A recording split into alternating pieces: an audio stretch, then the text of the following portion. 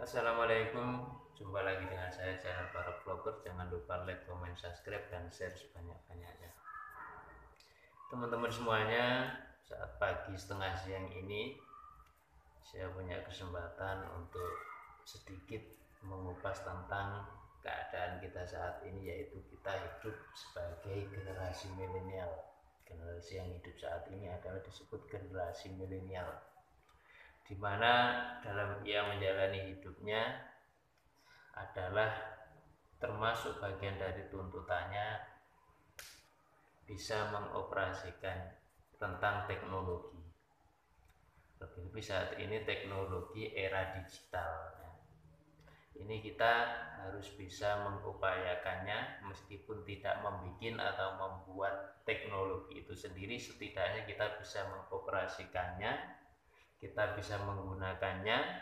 Itu sudah mungkin cukup bagi kita untuk agar kita tidak tertinggal, kita tidak terbelakang, kita yang disebut generasi milenial ini. Teman-teman semuanya, kita sebagai generasi milenial di era digital ini, aktivitas rutinitas kita keseharian adalah termasuk mungkin secara persentase 50% lebih sudah merupakan aktivitas digital. Satu contoh, kita sedang berinteraksi, interaksi kita di media sosial. Nah, interaksi di media sosial itu adalah juga merupakan disebut interaksi digital. Nah, kalau kita tidak bisa menggunakan aplikasi, kita tidak bisa mengoperasikannya, kita tidak paham tentang media sosial, maka kita bisa menjadi generasi yang tertinggal, yang pada saat ini kita itu disebut adalah sebagai generasi milenial. Nah, bagaimana termasuk cara agar kita tidak tertinggal dengan keadaan terupdate? Maka kita selalu mengikuti fitur-fitur terbaru, kita ikuti, aplikasi-aplikasi terupdate selalu kita ikuti, agar kita tidak menjadi generasi milenial yang tertinggal.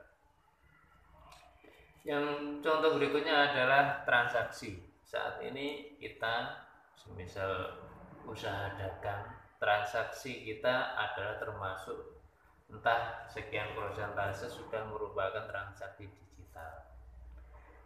Kita mau mengupayakan pembayaran pun sudah termasuk diantaranya banyak sistem-sistem digital yang menawarkan sistem pembayaran digital.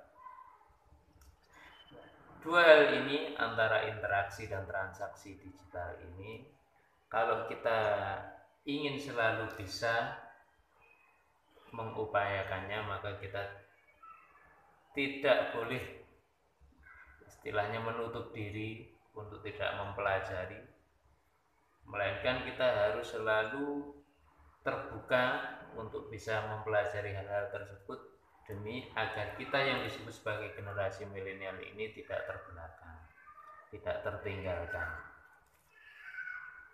Teman-teman semuanya, sebenarnya tuntutan ini adalah tuntutan yang sifatnya istilahnya nggak begitu wajib kita ikuti, tapi karena keadaan pada akhirnya kita menjadi seakan wajib untuk kita selalu mengikutinya.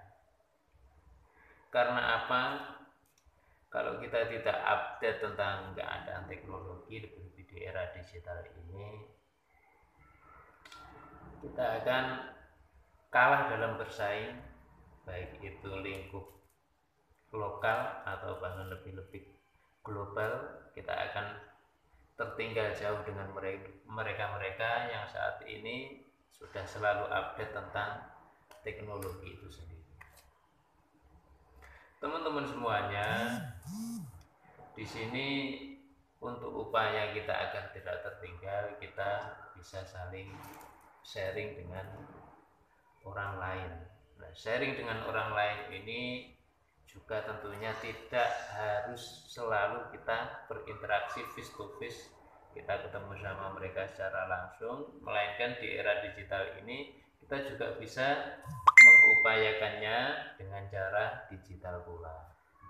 Misal saya ini saat ini yang bikin video, bikin vlog ini, Katakanlah saya juga sedang berinteraksi, juga pula saya sedang bertransaksi dengan mereka-mereka yang di luaran sana, yang tentunya ini disebut adalah interaksi atau transaksi, yang disebut transaksi digital. Teman-teman semuanya, inilah sedikit ulasan saya mengenai kita yang hidup disebut generasi milenial. Semoga bisa